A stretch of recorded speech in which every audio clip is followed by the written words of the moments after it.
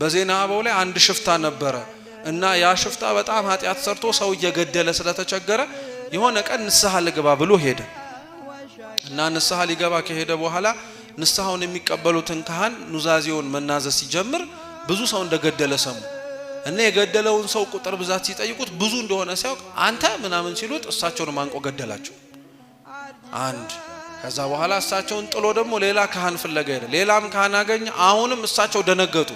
አንተ ጭራሽ ካህን ገለሃል ሲሉ ጭራሽኛ እሳቸውም ሊያስከስሱኝ ነው ብሎ እሳቸውንም ሁለተኛ አንቆ ገደላቸው እየሰማችሁ ነው ሶስተኛው ጋር ግን ሄዱና ሶስተኛው ጋር ሄደው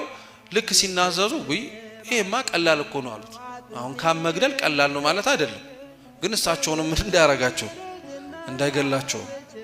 እዚህ ይሄ እንኳን ቀላል ነው ምንም ችግር የለም አሉትና ምን አደረጉ ከገዳሙ በቅርብ ርቀት የሚገኝ ጉድጓድ አለ ውሃ እንድታወጣልን እንፈልጋለንና አንተ ደግሞ ጠንከር ያልክ ስለሆንክ ገመድ እንጥልልሃለን ጉድጓድ ውስጥ ተገባለ ውሃውን ታመጣዋለህ አሉ በጣም ደስ አለው ምክንያቱም መግደል ቀላል ነው ስላሉት ማለት ነው ለዚህ እሺ ብሎ ገመዱን ይዞ ጉድጓድ ውስጥ ገባ ልክ እንደገባ እኛ ካህን ቶሎ ብለው ገመዱን አወጡት ስበው አሁን በየት ዘሎ ይወጣል ሙሉን ቀኑን ሙሉ በቃ ሲያስፈራራቸውና ሲዝቷል ልውጣ ብቻ እያለ ማለት ነው እገሎታለሁ እያለ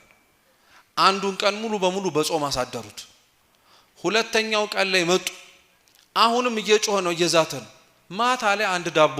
ጥለውለት ቀጥ ብለው ሄዱ ሶስተኛው ቀንም ላይ መጣ ጩኸቱ እየደከመ መጣ ያው ጉልበት እያነሰው ነው የሚጮህበትም ማጣ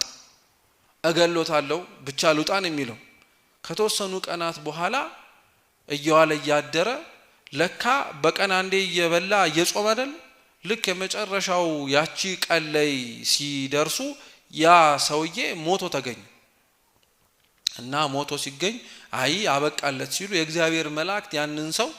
ይዘውት ወደ ገነት እያረጉ ነበር ምህረት አግኝቶ ማለት ነው አሁን ለገደላቸው ሰዎች በሙሉ ያ ሰው ጥቂት ቀናት ጉድጓድ ውስጥ መጣል በእኛ ሰሌት ቢሆን በቂ ነው አይደለም አራ አይደለም ዘላለም ዓለሙን ይከርቸም ነው